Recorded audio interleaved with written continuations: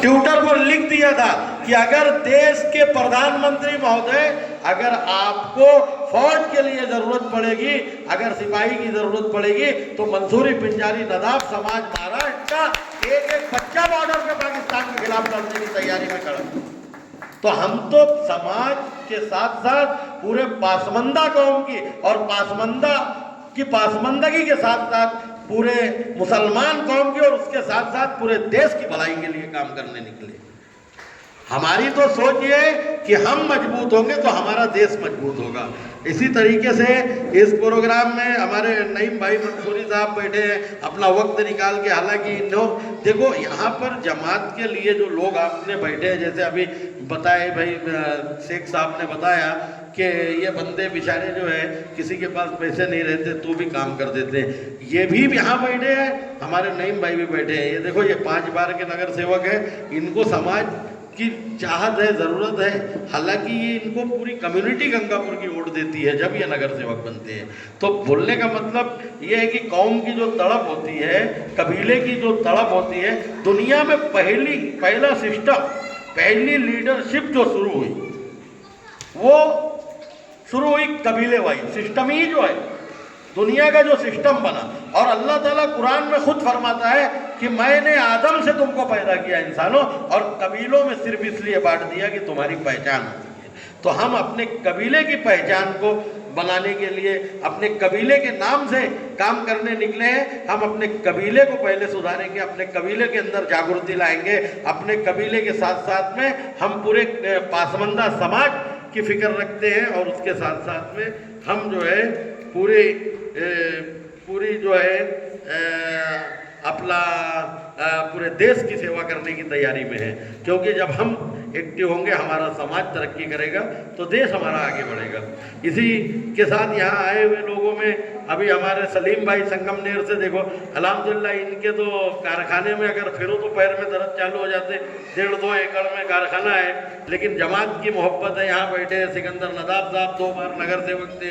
अनवर भाई आए औरंगाबाद जिले से अपनी होटल कारोबार को छोड़ के। हमारे नगर सेवक साहब यहाँ बैठे हैं। श्री रामपुर तालुका अध्यक्ष इनुस मंसूरी साहब यहाँ आए। संगमनेर तालुका के अध्यक्ष आसिफ पिंजारी यहाँ अपनी टीम के साथ आए।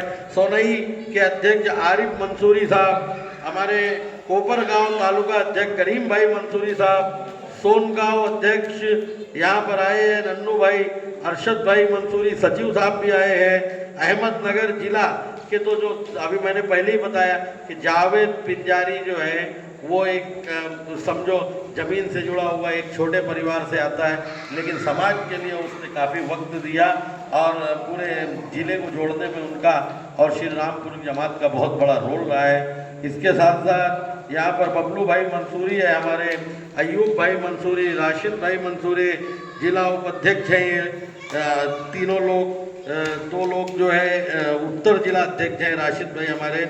ये सबसे बड़ी चीज़ हमारा शफीक भाई जो सबसे पहली तकरीर किया है, शफीक पिंजारी शेवगांव।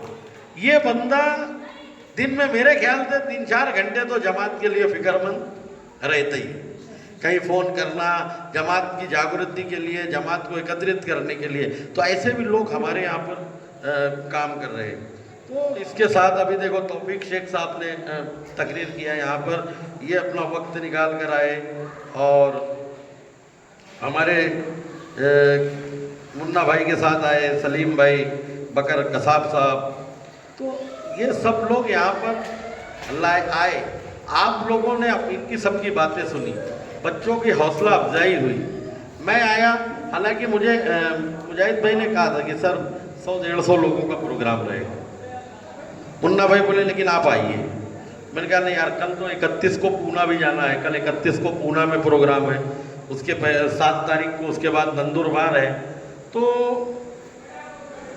मकसद यहाँ पर तकरीर करने का और ये नहीं था, अपने लोगों से मिलने का मकसद था। और बड़ी खुशी की बात है कि इतने छोटे से तालुके में इतना अच्छा आप लोगों ने प्रोग्राम अरेंज किया।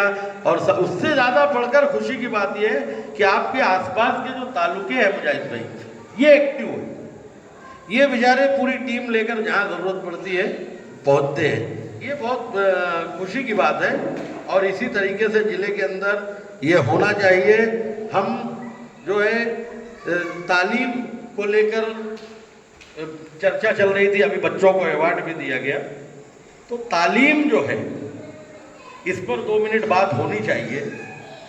देखिए, तालीम ही तुम्हारे लिए वो चीज़ है जो तुम्हें पासबंदगी से, गरीबी से, मुखलिसी से, एक गरीब से गरीब आदमी को पूंजी जमा करके बिजनेस को बढ़ाने के लिए जिंदगी लग जाती है। यहाँ बहुत सारे लोग बैठे होंगे जिनके पास दिमाग में बहुत बहुत चीज़ों की मालूमात होगी कि अगर इनको 10 लाख रुपए, 8 लाख रुपए, 5 लाख रुपए अगर उनके पास जमा हो जाए तो वो जो है कोई ना कोई बिजनेस, कोई ना कोई कारोबार करके तरक्की कर सकते हैं। लेकिन पता ये चलता है कि 1,50,000 रुपए जमा करते हैं, छोटे मोटे कारोबार करके, मेहनत करके, नौकरी करके, फिर कोई ना कोई परेशानी आ जाती है, कोई ना कोई असबाब पैदा हो जाता है। इसी तरीके से